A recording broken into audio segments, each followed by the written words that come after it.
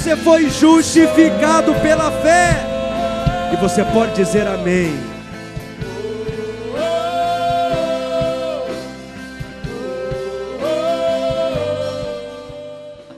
Hoje eu quero te ensinar sobre a importância de dizer amém. Misericórdia. Eu deixei a deixa para você. Hoje eu vou te ensinar sobre a importância de dizer amém. Fala assim para o seu vizinho: você precisa aprender sobre a importância do poder sobre falar amém. Diga assim para o seu vizinho: há um poder espiritual envolvido quando você diz, vamos falar juntos, amém. Glória a Deus. Curve sua cabeça então, feche os seus olhos. Pai Celeste, nós te louvamos porque temos o privilégio de estarmos aqui reunidos mais uma vez como teu povo, como a tua igreja. Nós te pedimos que o Senhor libere sobre nós da tua vida, da tua graça, da tua unção. Que os nossos olhos sejam abertos nessa noite, que toda cegueira seja removida dos nossos olhos e que possamos ter a compreensão da tua palavra e da tua vontade. Por isso nós te pedimos, ó Pai, conceda-nos espírito de sabedoria e de revelação. Ilumina os olhos do nosso coração, do nosso entendimento nessa noite, em nome de Jesus, amém. Abra sua Bíblia em Gálatas capítulo 3, versículo 5. Só um pouquinho. Diz assim a palavra de Deus, Gálatas capítulo 3, verso 5. Aquele, pois, que vos concede o Espírito e que opera milagres entre vós, porventura o faz pelas obras da lei ou pela pregação da fé? Vou esperar que alguns irmãos se assentem para que eu possa dar continuidade à mensagem.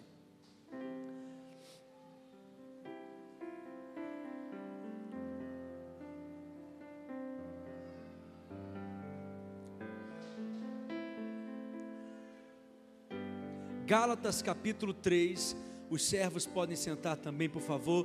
Versículo 5 diz: aquele que dá o seu Espírito e opera milagres entre vocês, realiza essas coisas pela prática da lei ou pela fé, com a qual receberam a palavra. Paulo aqui está colocando em oposição duas coisas: obras da lei e pregação da fé. Diga comigo bem forte: obras da lei e pregação da fé. Paulo está dizendo o seguinte: que o Espírito Santo nos foi dado quando nós ouvimos a pregação da fé. E Paulo diz que milagres acontecem na nossa vida quando nós ouvimos a pregação da fé. Então preste atenção: não é pelas obras da lei, não é pelo princípio da lei. Há uma pregação que Paulo chama de pregação da fé. A pregação da fé é aquela que é baseada exclusivamente na obra consumada de Cristo na cruz.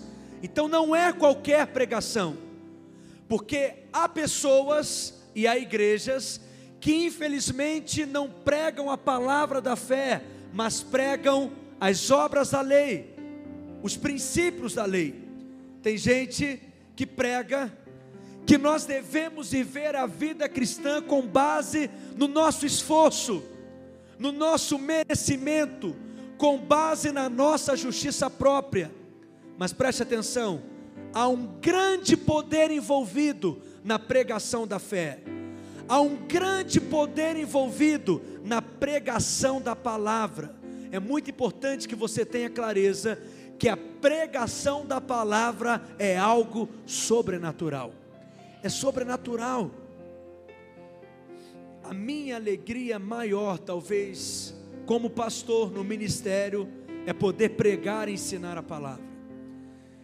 Eu tenho a convicção que eu nasci para isso. Toda semana eu tenho uma expectativa enorme no meu coração para o domingo seguinte. E sempre eu saio daqui excitado, animado, através da pregação da palavra. Por quê?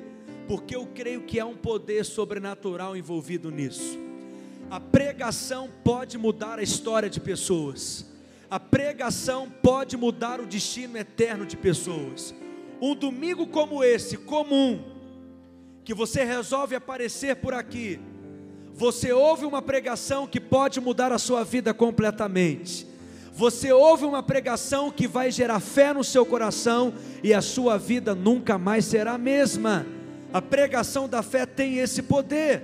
Agora, ela tem que vir acompanhada de uma resposta sua. Que resposta é essa que nós damos à pregação da fé? Romanos capítulo 10, verso 17 diz: e assim a fé vem pela pregação, e a pregação pela palavra de Cristo. A pregação da palavra de Cristo libera fé no seu espírito. A pregação da palavra de Cristo gera fé no seu coração. Só que olha só, nós temos aprendido já há 2 domingos que é importante crer com o coração e confessar com a boca. E que fé é liberada quando nós declaramos e confessamos a palavra. Só que hoje eu quero ampliar ainda mais o seu entendimento. O ouvir a mensagem da fé precisa vir acompanhado do amém. 2 Coríntios capítulo 1, verso 20. A palavra diz: pois quantas forem as promessas feitas por Deus, tantas tem em Cristo, o que, irmãos? Diga o sim. Por isso, por meio dele, nós temos o amém, é pronunciado por nós para a glória de Deus. Estou com a sensação que alguns irmãos estão distraídos. Preste atenção, vamos ler juntos em uma só voz. Vamos lá? Pois quantas forem as promessas feitas por Deus, tantas tem em Cristo o sim. Por isso, por meio dele, o amém é pronunciado por nós para a glória de Deus. Quantos sabem que há promessas de Deus sobre a sua vida? As promessas de Deus sobre nós são muitas. Há promessas tanto no Antigo Testamento como no Novo Testamento. E Paulo está dizendo que em todas essas promessas nós temos o sim de Deus. E Paulo continua dizendo que a nossa parte é falar amém. Quando você abre a sua boca e você diz amém, você está se apropriando dessas promessas. Na verdade é uma cooperação santa. Deus diz sim para cada promessa e você diz amém, dizendo eu creio, eu tomo posse, eu me aproprio disso. Falar amém é uma oração. Na verdade, amém é a oração mais curta que existe na Bíblia. Quando você diz amém, na verdade você está orando. E eu quero te ensinar algumas coisas a respeito disso nessa noite. Primeiro, quando você diz amém, você está dizendo que está recebendo a promessa. Quando você declara amém, você está tomando posse da promessa. O interessante é que a palavra amém é uma palavra que é presente em todos os idiomas. É muito interessante isso. Todo idioma você terá a palavra amém. Da mesma maneira, da mesma forma, talvez algumas variações pequenas na maneira de se pronunciar ou escrever, mas a palavra amém está presente em todos os idiomas. Todas as vezes que você diz amém, ou todas as vezes que a palavra amém aparece na Bíblia, antes de algo ser dito, significa verdadeiramente ou certamente. Por exemplo, quando Jesus diz nos evangelhos, em verdade vos digo, Você sabe o que Jesus está dizendo ali no original? No lugar em que está escrito, em verdade, está escrito amém. É como o Senhor estivesse dizendo, amém, eu vos digo. Ou, em verdade, eu vos digo. Certamente, eu vos digo. É como se Ele estivesse dizendo, aquilo que eu vou falar agora é verdadeiro. Assim que é. Mas quando o amém está no final de uma frase, significa que seja assim, que aconteça assim, que seja feito dessa forma, que aconteça dessa maneira. A palavra amém é uma palavra hebraica, que procede de uma outra palavra hebraica, que é amã, que significa crer. A primeira menção dessa palavra na Bíblia está em Gênesis capítulo 15, verso 6, quando Deus levou Abraão para sair fora da sua tenda, olhar para o céu e contar as estrelas, e Deus disse que assim como eram as estrelas no céu, seria a descendência e a posteridade de Abraão. E diz a Bíblia no verso 6, que Abraão creu em Deus, e isso lhe foi imputado para a justiça. Essa palavra creu no original é amã. Então há uma relação íntima entre fé e a concordância que temos na fé quando nós falamos amém. A reunião dos judeus nas sinagogas, o tempo inteiro é cheio de amém, porque os rabinos ensinam que o amém é como um selo real. Quando uma carta real é escrita e essa carta é enviada, se ela não tiver nela um selo real, essa carta não é considerada como uma carta legítima. Então, para que de fato essa carta tenha peso, tenha valor, tenha autoridade, ela sempre é acompanhada por um selo. Então, os rabinos ensinam nas sinagogas que quando você diz amém, é como se você estivesse recebendo o selo da bênção de Deus. Amém? Segunda coisa, amém é um dos nomes do Senhor Jesus. Jesus também se chama amém. Apocalipse capítulo 3, verso 14 diz: ao anjo da igreja em Laodiceia escreve: estas coisas diz o amém, a testemunha fiel e verdadeira, o princípio da criação de Deus. Jesus está se apresentando para essa igreja, e Ele se apresenta para essa igreja dizendo que Ele é o amém. Então quando você diz amém, você está chamando pelo Senhor Jesus. Quando você diz amém, você está dizendo: vem Senhor na minha vida. E quanto mais você diz amém, mais você está se enchendo dele. Por quê? Porque na Bíblia nós invocamos o Senhor quando nós chamamos pelo nome.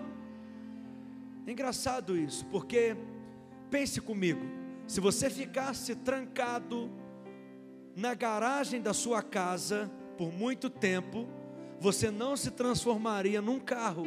Concorda comigo? Então não é pelo fato de você estar aqui domingo após domingo e participar de uma igreja abençoada e de reuniões abençoadas que você vai desfrutar da bênção de Deus. É preciso agarrar a bênção. Há uma bênção disponível para você, mas a parte de Deus é dar, a sua parte é de se apropriar. Você precisa então tomar posse dela, abraçá-la, agarrar a bênção. Então, não é vir para o culto apenas para ficar me olhando, não é vir para essa reunião apenas para ficar observando, contemplando. Dessa forma a bênção de Deus não atinge você. Sabe qual é o momento que a bênção de Deus atinge você? Quando você abre a sua boca com o seu coração cheio de fé e você diz amém. Amém é a maneira de agarrar a bênção. Amém é a maneira de se apropriar da bênção, para andar nela, para desfrutar dela. Você ouviu algo na pregação, que você crê que aquilo que você ouviu é para você, diga amém.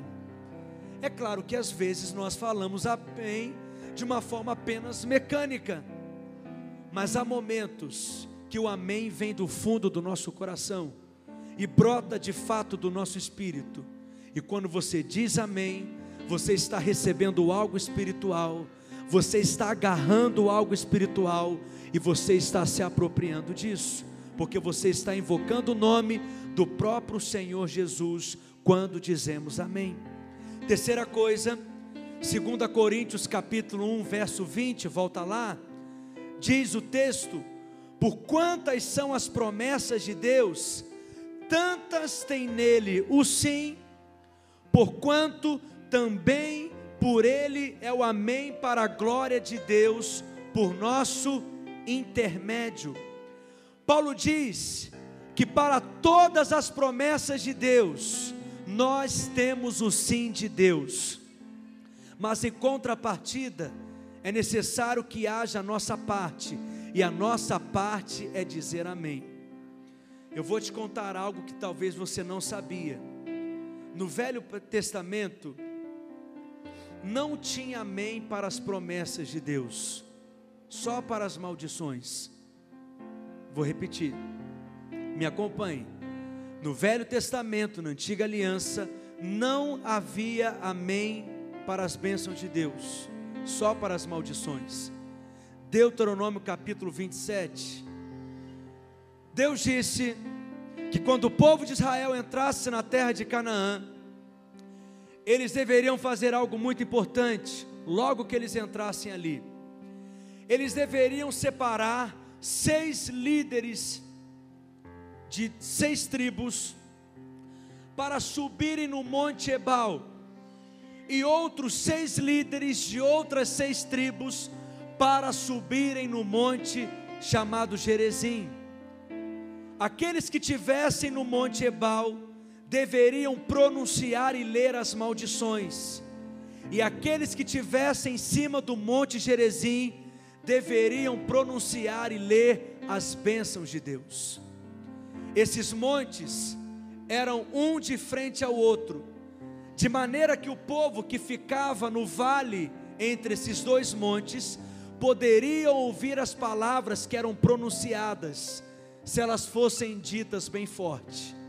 Olha o texto no verso 16, vamos ler aqui, acompanhe. Maldito quem desonrar o seu pai ou a sua mãe, todo o povo dirá amém. E assim vai até o final de todas as maldições. Eles deveriam dizer amém para cada maldição. Só que no capítulo 28, a partir do verso 1, nós temos as descrições das bênçãos de Deus. Olha o verso 3, pula lá por favor, preste atenção. Vocês serão abençoados na cidade e serão abençoados no campo. Tem amém aqui? Verso 4, os filhos do seu ventre serão abençoados, como também as colheitas da sua terra, e os bezerros e os cordeiros dos seus rebanhos. Tem amém aí? Também não. Verso 5, bendito, aliás, a sua cesta e a sua amassadeira serão abençoadas. Tem amém aqui? Não tem amém em lugar nenhum. Ou seja, só tinha amém para as maldições da antiga aliança. Isso é uma chave espiritual poderosa, porque essa é uma das diferenças entre a antiga aliança e a nova aliança. Me acompanhe por favor. Só havia maldição, aliás, só havia palavra amém para as maldições da antiga aliança, mas na nova aliança, em todas as promessas, como lemos em 2 Coríntios capítulo 1 verso 20, nós temos o sim de Deus, e para cada uma delas você pode dizer amém. Mas por que não havia amém para as bênçãos na antiga aliança? Por que só havia amém para as maldições? Em primeiro lugar, porque de acordo com Deuteronômio capítulo 28 verso 1 em diante, a bênção de Deus está condicionada à obediência. Só pode ser abençoado na antiga aliança aquele que cumpre a lei. Só pode ser abençoado na antiga aliança aquele que obedece à lei. Como nenhum homem é capaz de cumprir a lei, nenhum homem pode ser abençoado. Você está aqui comigo? Se você obedecesse, você seria abençoado. Como ninguém consegue obedecer a lei, por mais que a lei seja boa, o homem não é capaz de cumpri-la. Então Paulo diz que ninguém é capaz de cumprir a lei, portanto, ninguém poderia também dizer amém. Mas a maldição era certeza, porque eles sabiam que certamente iriam desobedecer, então eles tinham que dizer amém. Mas tem uma outra razão também. Nós aprendemos aqui que amém é um dos nomes de Jesus. Jesus não havia se manifestado ainda, Jesus ainda não havia encarnado, mas houve um tempo em que o amém se fez gente, morreu na cruz em nosso lugar e ressuscitou. E porque de fato ele ressuscitou, ele já liberou da sua vida, da sua bênção sobre nós. Mas veja algo interessante sobre isso também. Quando Deus mandou que Moisés dividisse 6 líderes para um monte e 6 líderes para um outro monte, em um desses montes Deus ordenou que haveria ser oferecido, que deveria ser oferecido um sacrifício. Qual que era o monte em que o sacrifício foi oferecido? No monte Ebal. Por que que isso acontecia? Porque o altar ficava somente sobre o monte Ebal, porque Jesus ele veio, se encarnou para morrer na cruz por causa das nossas maldições.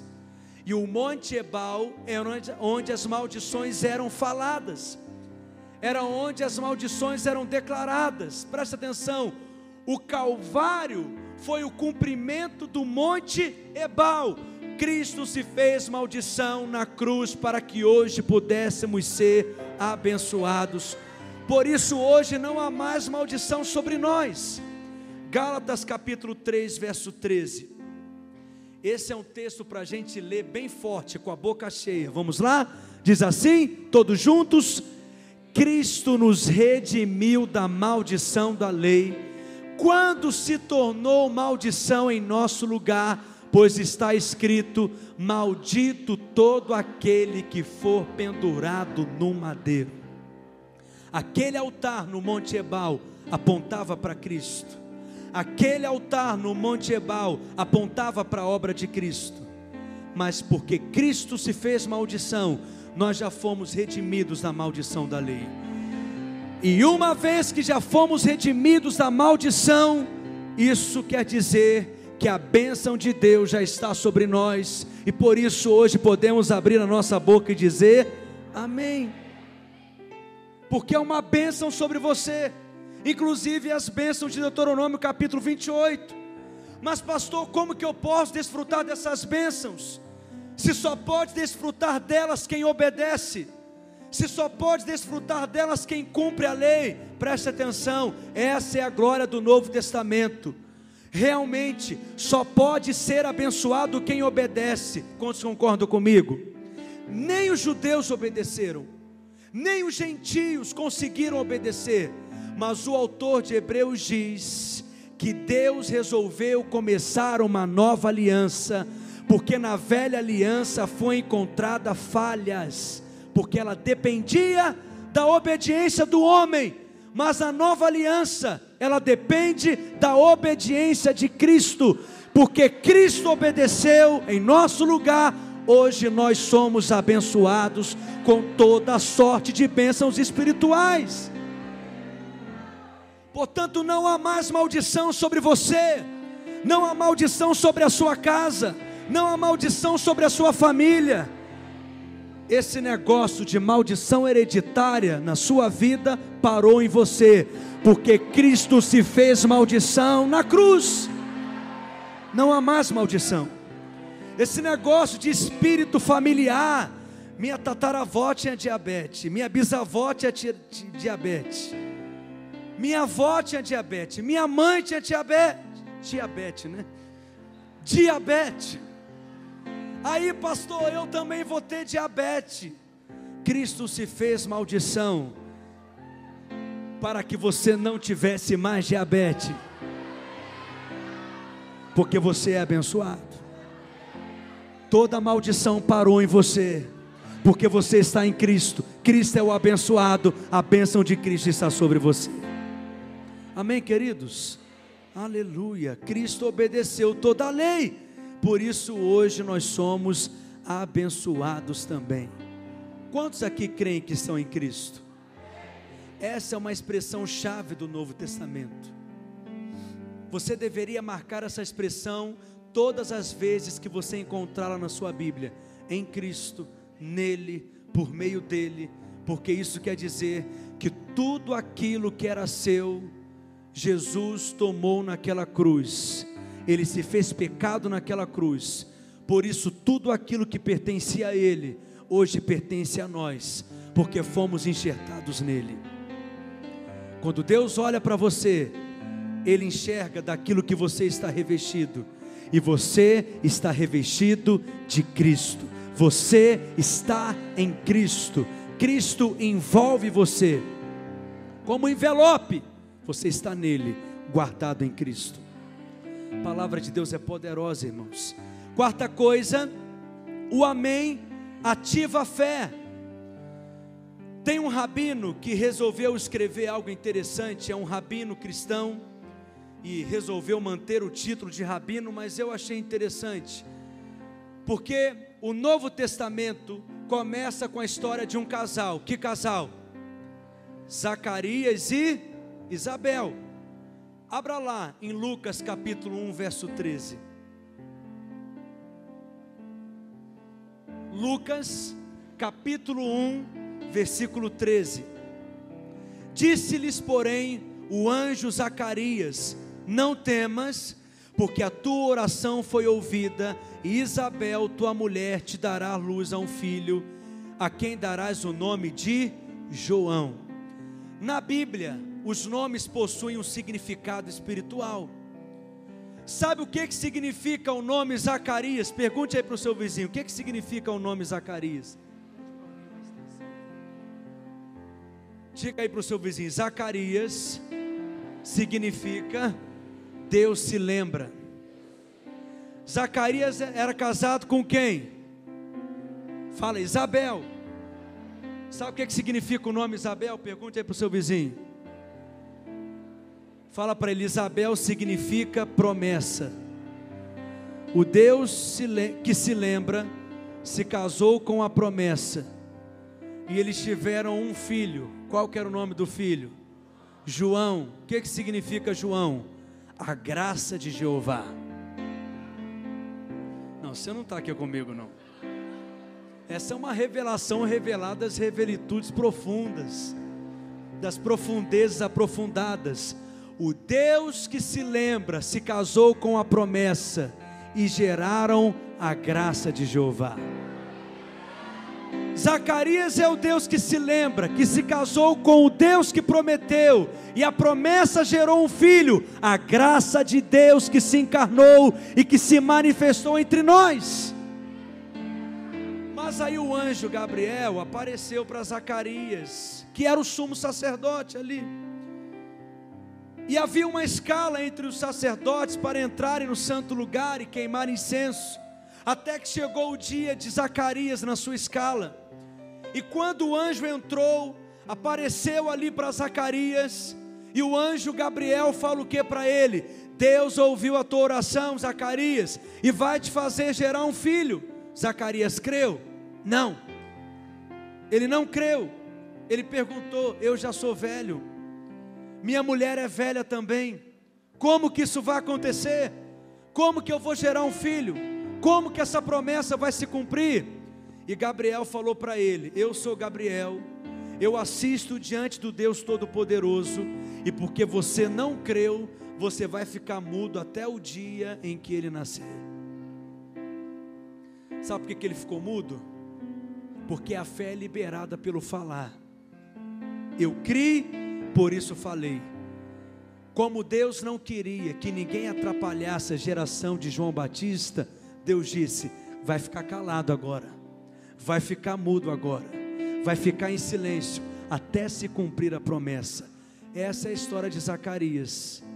Mas o anjo logo em seguida, alguns meses depois, apareceu para uma outra pessoa, uma mulher. Que mulher? Maria. O anjo apareceu para Maria e chamou Maria de bendita, agraciada, favorecida. E Deus disse para ela: Deus vai te dar um filho. Só que Maria não duvidou, ela só perguntou como que aquilo iria acontecer, porque Maria era virgem.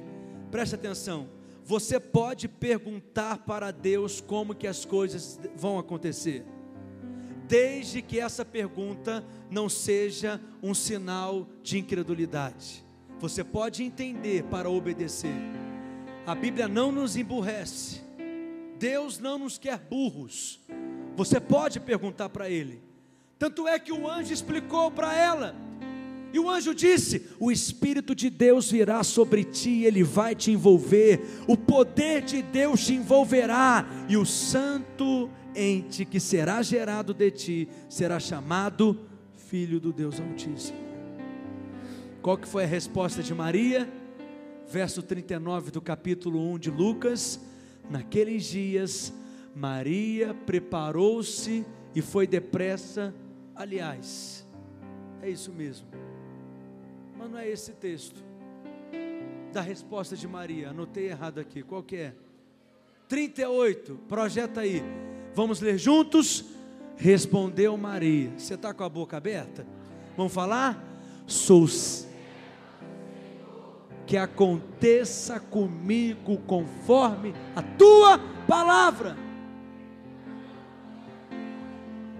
Lendo em português não está claro aí, mas o Evangelho de Lucas, escrito em hebraico, para os cristãos em Israel, eles leem a tradução hebraica, e no versículo que lemos, diz o seguinte: aqui está a serva do Senhor, amém, conforme a tua palavra. Toda aquela expressão que se cumpre em mim a tua palavra, em hebraico é a palavra amém. Amém, amém. O que Maria falou para o anjo foi amém. Quando você diz amém, você está dizendo que se cumpra em mim, que se cumpra em mim, que isso se cumpra em mim, que essa palavra se cumpra em mim. Se o anjo do Senhor está na sua frente, porque pregadores são anjos do Senhor, sabia disso? Porque o anjo é apenas aquele que é enviado, é um mensageiro, e eu estou aqui falando a mensagem da nova aliança para você, estou aqui falando a mensagem do Novo Testamento para você. Se em algum momento eu falar de uma promessa de Deus, você pode dizer que se cumpre em mim essa promessa, que se cumpre em mim a tua palavra, eu recebo, que se cumpre em mim, eu tomo posse dela. Ou você pode apenas dizer amém. E tem um poder espiritual. Olha o verso 20, volta lá de novo para o capítulo 1. Porque quantas são as promessas de Deus, tantas tem nele o sim, porquanto também por ele o amém, para a glória de Deus por nosso intermédio. Ou seja, quando nós falamos amém, nós estamos glorificando a Deus. Só que pensamos que para glorificar a Deus, muitos de nós pensam que devemos dizer especificamente louvado seja Deus, ou glória a Deus. Mas na verdade glorificamos a Deus também quando dizemos amém. É claro que você pode dizer aleluia, glória a Deus, mas quando você diz amém, você está concordando com o sim de Deus, e isso honra a Deus, porque Deus é glorificado quando você crê na promessa dele. Só a fé honra a Deus, só a glória quando você crê. Deus não é glorificado na dúvida, Deus não é glorificado no desespero, Deus não é glorificado na ansiedade, Deus não é glorificado na incredulidade. Por isso, quando você diz amém, Deus se alegra com você, o céu sorri para você, porque você está dizendo: eu creio no sim de Deus. Qual que é o problema às vezes? Por que que o texto aqui fala do sim? Porque infelizmente há pessoas que ensinam que às vezes Deus diz sim e às vezes Deus diz não para as suas promessas. E aí você nunca tem segurança para saber quando Deus de fato está dizendo sim e quando Deus está dizendo não. Mas Paulo diz que para as promessas de Deus só existe o sim de Deus. Para todas as promessas de Deus sobre a sua vida, Deus já disse sim. E se você crê no sim de Deus, você vai dizer amém. E quando você diz amém, o nome de Cristo é glorificado. E quando o nome dele é glorificado, a glória de Deus enche a sua vida e você experimenta da manifestação do Senhor. Eu estou te ensinando isso hoje para que você tenha entendimento. O nosso culto deve ser um culto racional. O que é um culto racional? É aquele culto que você entende o porquê que você faz o que faz. E hoje você está entendendo o porquê que você deve dizer amém. Mas olha o verso 18 ainda do capítulo 1. Antes, como Deus é fiel, a nossa palavra para convosco não é sim e não. Paulo diz que o crente carnal, ao mesmo tempo ele tem o sim e ao mesmo tempo ele tem o não. Porque o crente carnal, ele é inconstante, ele é volúvel, é aquela pessoa que não consegue fazer nada consistente, porque ao mesmo tempo que ela quer uma coisa, ela também não quer aquilo.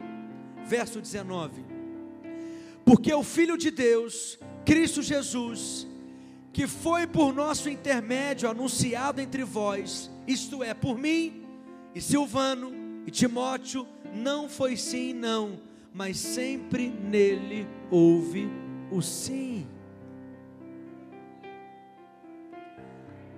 Pega a sua Bíblia aí, abrace a sua Bíblia. O livro de Deus não é um livro de incertezas. A palavra de Deus é uma palavra de confiança. Em todas as promessas eu me agarro nelas, porque eu sei que eu já tenho o sim de Deus para cada uma delas. Você não está aqui comigo não? Todas essas coisas que você está aí abraçando, agora abraça a sua Bíblia e diga: eu amo a palavra de Deus. Todas essas coisas que está escrita aí, abraça o seu celular, seu iPad, sei lá, se está a sua Bíblia aí. Por quê? Todas essas coisas foram escritas para que você tenha certeza absoluta que você já possui a vida eterna, porque na palavra de Deus não há nada relativo, na palavra de Deus tudo é absoluto, na palavra de Deus só há uma certeza absoluta. Por quê? Porque ela é inerrante, infalível, ela é confiável, ela possui autoridade, não é relativa. Eu creio no sim de Deus para cada uma das suas promessas que já foram liberadas sobre a minha vida, sobre a minha família, sobre o meu ministério. Mais uma vez o verso 20: porque quantas são as promessas de Deus, tantas tem nele o sim, porquanto também por ele é o amém, para a glória de Deus por nosso intermédio.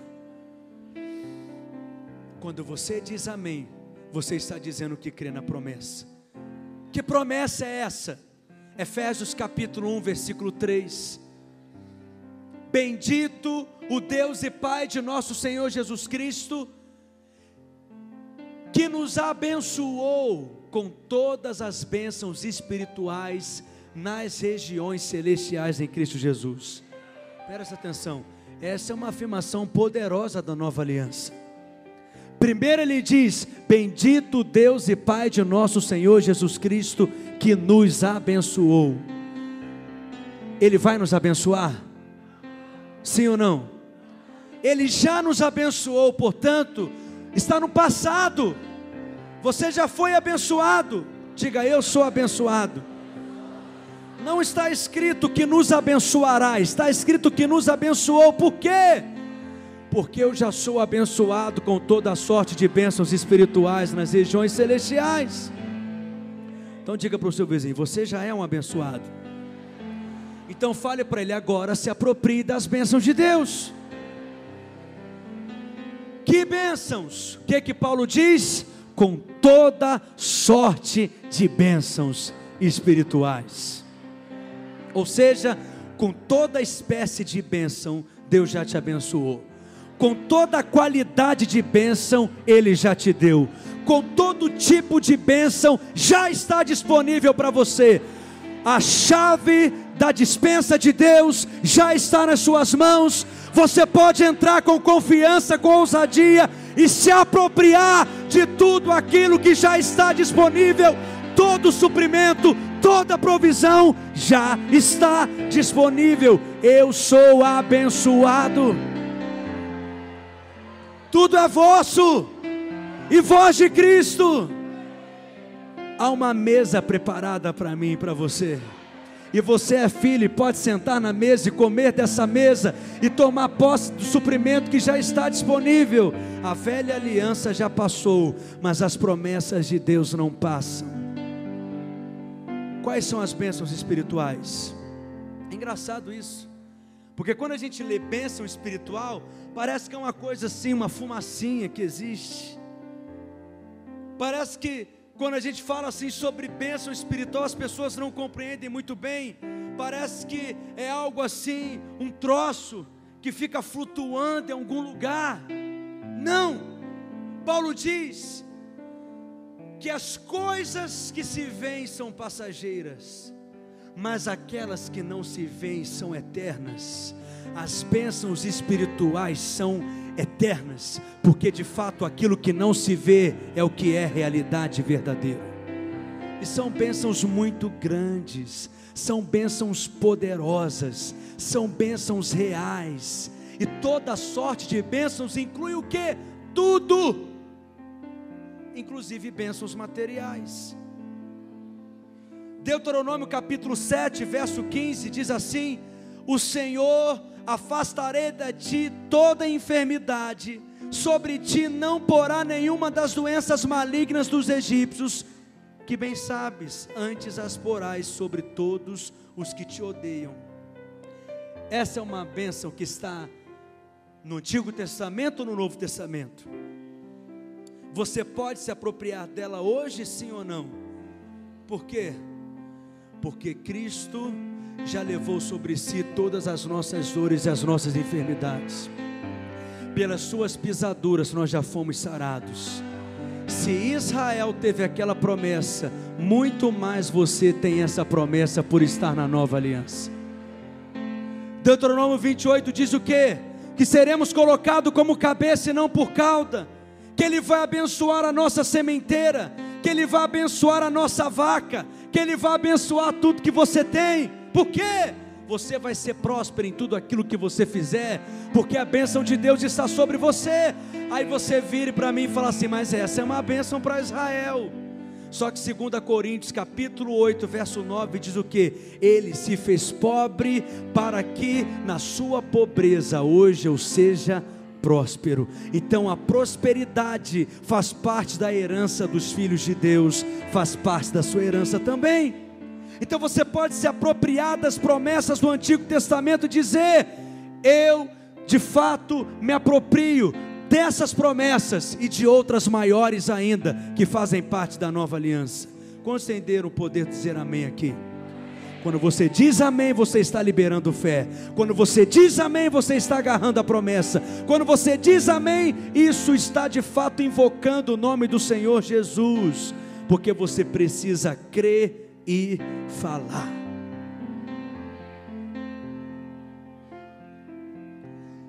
Deuteronômio 28 diz que Deus colocaria Israel acima de todas as nações.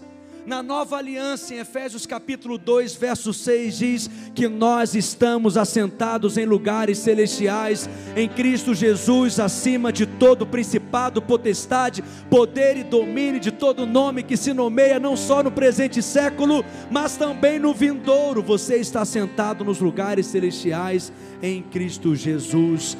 Tudo aquilo que diz respeito a Cristo, diz respeito a você também. A morte de Cristo foi a sua morte, a ressurreição de Cristo foi a sua ressurreição.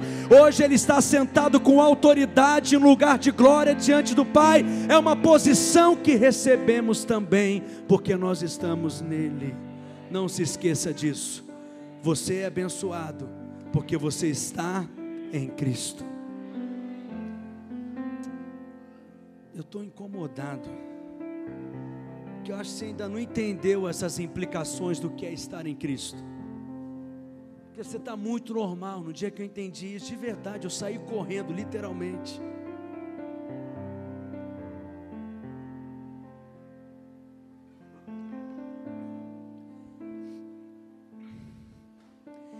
A expressão em Cristo é uma expressão muito importante que aparece em todas as cartas de Paulo no Novo Testamento. Diga: eu estou em Cristo. Isso significa que você faz parte dele. O que isso quer dizer na prática, pastor? Preste atenção. A força da sua vida cristã depende de você crer e ter revelação dessa verdade. Você precisa ter revelação do que é estar em Cristo, e não apenas compreender com a sua mente. Tem alguma irmã aqui que está grávida? Eu gosto de usar esse exemplo. Vem cá, querida, por favor, porque esse exemplo sempre ajuda muito. Vem cá, querida, da rede Zoe, aleluia. Vem para cá, por favor. Qual que é o seu nome? Kellen. Eu sei a sua rede, mas não tinha gravado seu nome. Olha a Kellen aqui, está grávida de quantos meses, Kellen? 7 meses. Do? Ou da? Da Isabel. Olha lá, profético. Dá uma cadeira, por favor. Você está vendo a Isabel? Porque a Isabel está em Kellen. Você não entendeu ainda não. Quando eu olho para Isabel, eu estou vendo a Kellen. Quando eu enxergo a Isabel, eu só enxergo a Kellen, porque a Isabel é uma realidade nela. Eu olho e só vejo uma pessoa ali, mas há 2 corações batendo ali. A mesma vida que está na Kellen é a vida que está na Isabel. O mesmo alimento da Kellen é o alimento da Isabel. O mesmo sangue que corre na Kellen é o sangue da Isabel. Preste atenção.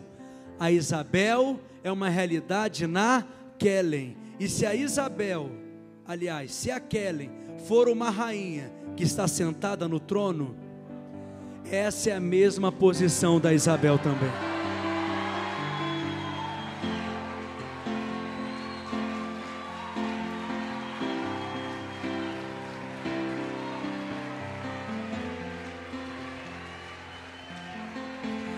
Então não há motivo de você andar cabisbaixo, não há motivo de você andar desanimado, não há motivo de você andar abatido, não há motivo de você baixar a cabeça, não há motivo de você permitir dúvida, incredulidade, medo no seu coração, porque nós estamos assentados em lugares celestiais, em Cristo Jesus, acima de todo principado, potestade e poder e domínio.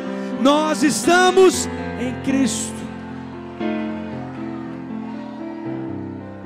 Quando o diabo olha para você, ele só vê Cristo. Quando Deus olha para você, ele enxerga Cristo. E é por isso que quando você vai orar ao Pai, você ora no nome de Cristo. E qual que é a oração que o filho faz, que o Pai não vai ouvir? Se os céus estão abertos sobre Cristo, os céus estão abertos sobre nós também. Se Cristo é abençoado, eu sou abençoado também. Essa é a realidade do Evangelho. Muito obrigado, Isabel. Desculpe, muito obrigado, Kelly. Palmas para ela, querido.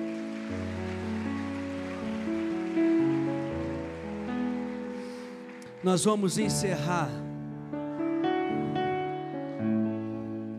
Tem mais 2 minutos, que agora eu estou ficando disciplinado. Deuteronômio capítulo 28, fique de pé.